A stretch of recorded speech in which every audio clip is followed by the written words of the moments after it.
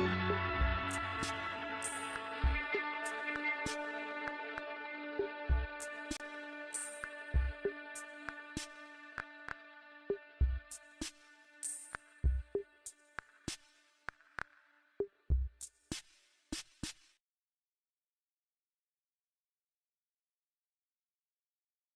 say it's coming, that it's already out there, lurking beyond the edge of our solar system, waiting for its return.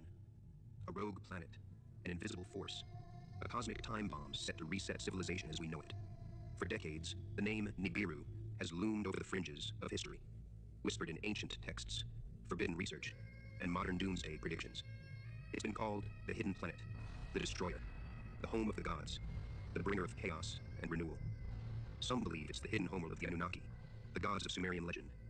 Some say it's a myth, a distortion of ancient stories. Others claim it's real, and that its return is inevitable. The official story? Nibiru doesn't exist. There's no rogue planet, no hidden celestial body waiting to emerge from the darkness, no cosmic object with the power to reset civilization. NASA dismisses it as pseudoscience. Historians call it a misinterpretation. But here's the problem. Something does exist. For centuries, cultures around the world have spoken of a wandering star, a celestial force of upheaval.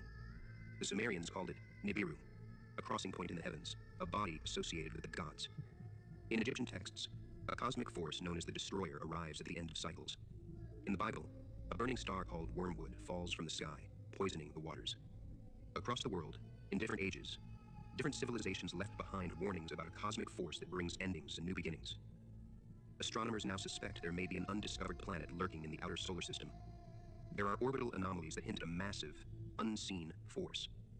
Some researchers believe that a dark twin of our sun, a brown dwarf, could be the missing link in long cycles of extinction. Nibiru, Planet X, the Destroyer. Are these names describing the same thing? And what about Zecharia Sitchin, the man who brought Nibiru into the modern consciousness? The man who claimed that an undiscovered 12th planet exists beyond Pluto, following an extreme elliptical orbit, returning every 3,600 years. He argued that the Anunnaki, the gods of Sumerian legend, came from this planet, descended to Earth, and created humanity as a labor force. Mainstream historians call his work fraudulent. His translations have been heavily contested. They say he got it all wrong. But if that's true, why does this story keep coming back? Why do so many myths, so many texts, so many unexplained astronomical mysteries seem to align with the idea of an unknown celestial body on the fringes of our system? Maybe Nibiru isn't what we think it is. Maybe it's not a planet at all. Maybe it's something else. A force, a cycle, an event that's been erased from history. Tonight, we break down everything. The origins of the word Nibiru, the Sumerian texts and what they actually say, the science behind missing planets in our solar system, Nibiru's connections to ancient myths and religious prophecy, and whether it's possible that we are heading towards something inevitable. Because if the legends are true, Nibiru doesn't just exist, it's coming back.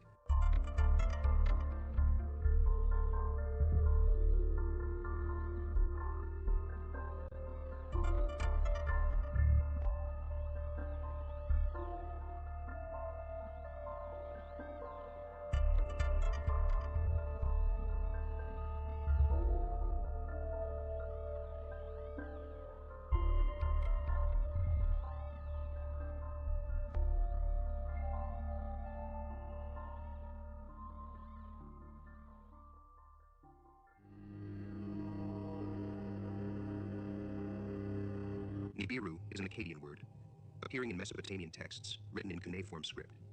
It is derived from the root word Eberu, which means to cross or to pass over. The oldest known references to Nibiru come from Babylonian and Assyrian astronomical texts, rather than Sumerian sources. It is not a Sumerian word, though it appears in texts influenced by Sumerian mythology. The earliest mentions of Nibiru date back to the 2nd millennium BC.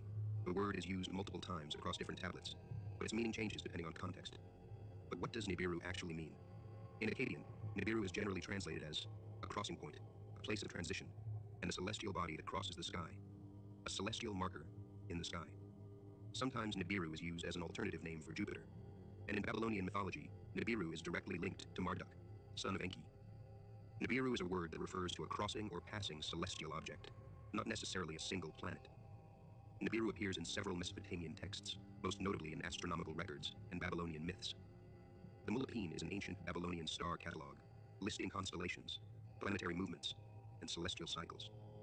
It specifically mentions Nibiru. The star which stands in the west at the end of the year, and is seen in the east at the beginning of the year, is Nibiru. This describes a celestial body that moves in a distinct pattern, appearing in different parts of the sky at different times of the year. This could be a known planet, a slow-moving celestial object with an unusual trajectory, or a large comet with a recurring orbit. The fact that Nibiru stands in the west and later appears in the east suggests something with a long orbital path, possibly an elliptical one. The Mulopine includes a list of 36 stars, 3 stars for each month of the year. The stars are those having a helical rise in a particular month. The first line lists the 3 stars, which have the helical rise in the first month of the year, Nisanu, which is associated with the vernal equinox. In the second line, 3 other stars are listed, with a helical rise in the second month, Ayaru, and so on. It also appears in the Enuma Elish. Marduk made the stations for the great gods, the stars, their images, as the stars of the zodiac. He fixed. He ordained the year, and into sections he divided it. For the 12 months he fixed 3 stars. He fixed the station of Nibiru to determine their bounds, that none might go beyond or fall short. Nibiru determines the limits of other planetary movements, and is positioned at a critical point in the solar system. We see it in a Babylonian star catalog called Astrolabe B, the red star, which stands in the south after the gods of the night have finished their task, dividing the sky in half. This star is Nibiru Marduk.